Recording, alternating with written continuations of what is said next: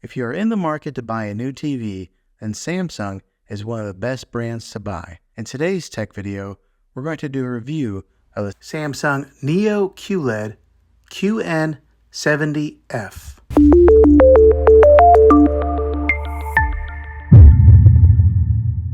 Well, hey guys, Juan here. Thanks for stopping by my channel and checking out this video. This is the 65-inch TV that I just got and I've had for a little bit of time now, and I wanted to give my review on it after owning it and using it and putting it to quite a few hours of use with my kids and my family of watching TV, and to give my feedback and see if this is maybe a TV that you're interested in purchasing. And hopefully you can base that off of some of my opinions on being an honest, normal, average consumer of buying a television. Now, I don't work for Samsung. I'm not affiliated with them by any means. So what I'm telling you is all my honest opinion of owning this thing for a little bit of time now. So what I'll do is I'll talk about what I've learned from it, and then I'll talk about more of the in-depth specifics on this TV later on in the video. But as far as owning it for a few weeks now, it's been a great TV. The picture quality is awesome. I mean, like, really awesome. So I upgraded from a 4K UHD TV to this QLED 4K UHD. Also, it's just bigger. I had a 55-inch. I went bigger to 65. So I think a lot of times whenever we upgrade our televisions, we usually end up going bigger. But that's what I did, and I got to tell you, the picture on this, beautiful. It's just awesome. The other day I was watching Endgame on it, and the clarity was so clear. It was almost like they were right there and I could reach in there and touch them.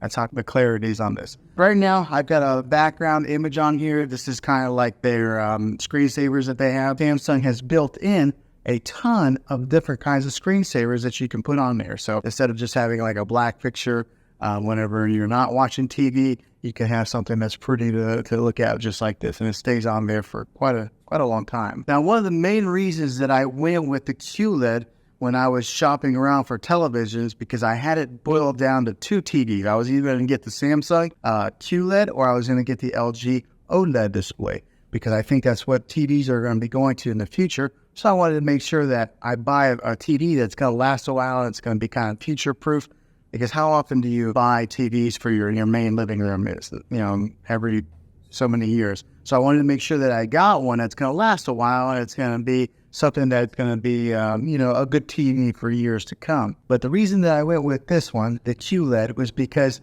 when it comes to OLED and QLED, if you are in a room that has a lot of natural light, like this room, for example, I've got a lot of windows over here. There's a couple windows over here. There's a glare that'll be on the TV. The Samsung QLED is better when it comes to glares on a TV than they are with OLED. So that was one of the big reasons that I went with this TV. Also, I am a fan of Samsung. I've had a few TVs and they've always lasted a long time versus somebody who maybe had a Vizio or something like that. I had a buddy who had a Vizio and it lasted like a year and it broke on him. My Samsungs have always lasted quite a long time. So they're a trusted brand. They're at the top, they're right there with Sony and LG. And so buying a Samsung QLED was something that I was pretty confident and it lasting for years to come. Now, let me talk about some of the specifics of actually using this thing for a little while.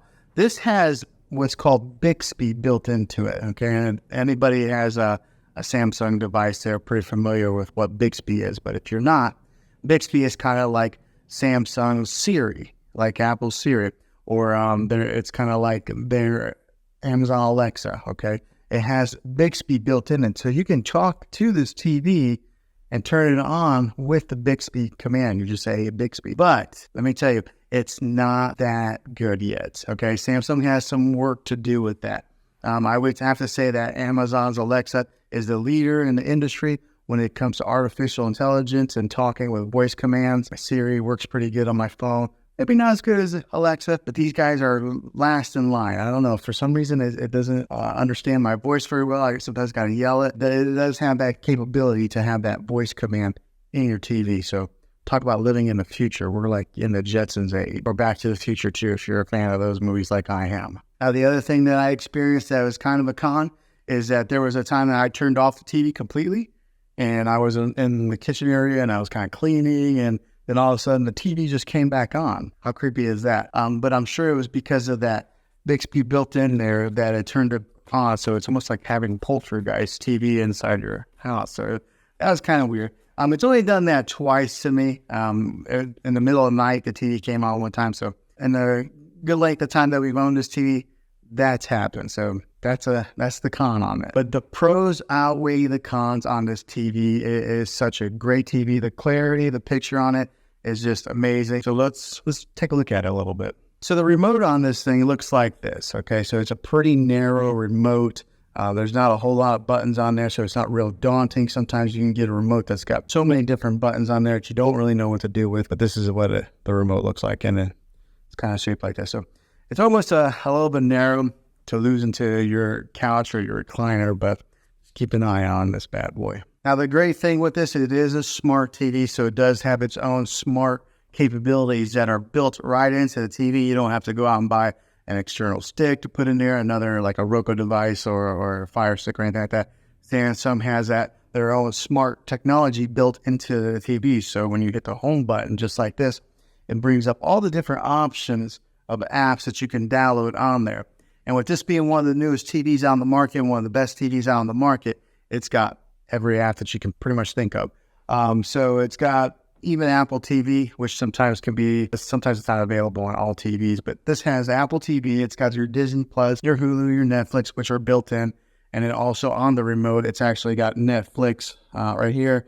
It's got Prime Video and Hulu as quick shortcuts that you can press and it'll automatically launch those apps. And along with having all the different apps that you can download, it does have its own like TV platform. So we'll go right here, this little icon. So right there's Disney Plus, Spectrum.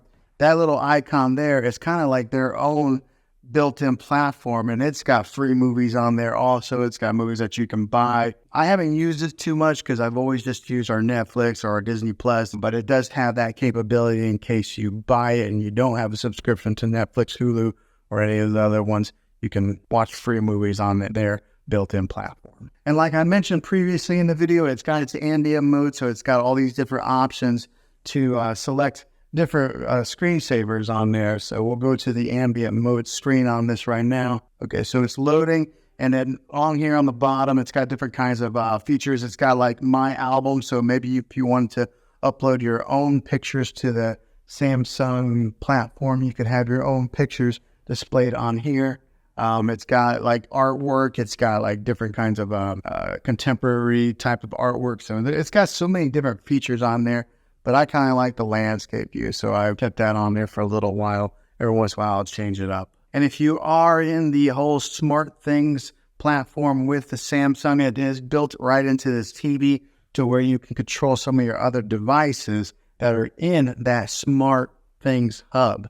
So that's kind of a neat little feature that you're able to access it right here on your remote through there. So another way is you could always just dive into your phone, download the Smart Things app, and do it that way also. So it gives you so many different ways of being able to access your content, and they do it very easily. All right, so for example, right here, this is the end game. I wish you guys could really see the clarity of this screen here. It's kind of hard to tell from recording on it like this, but it's got excellent quality. And the sound is pretty good for just being the built-in speakers on a TV. I know a lot of people will get sound bars to put at the bottom of their TV or mount them. It has pretty good sound for just being the standalone speakers that are built in. Another great feature with this TV is the bezel that goes all the way around the TV right here. It's really thin, so most of what you see is just screen. There's not a whole lot of plastic that you see along the edges. Now, this is a 65-inch TV.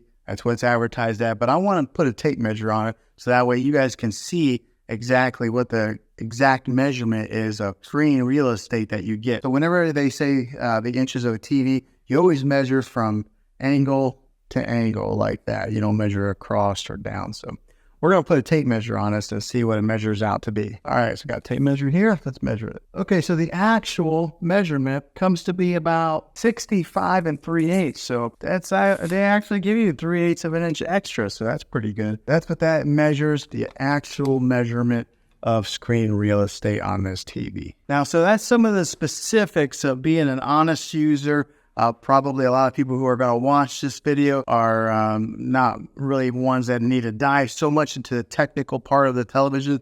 They just want to know some of the main user specifics. So that's what I've experienced so far. All right, so hopefully this helped you out in deciding if this was a TV for you. If it is, make sure you throw a thumbs up on this video if you enjoyed it, and go ahead and subscribe to my channel now. That way you can see all the tech videos that I'm making here, and I'd love to have you back at the next one as a subscriber. So thanks for watching this video, guys.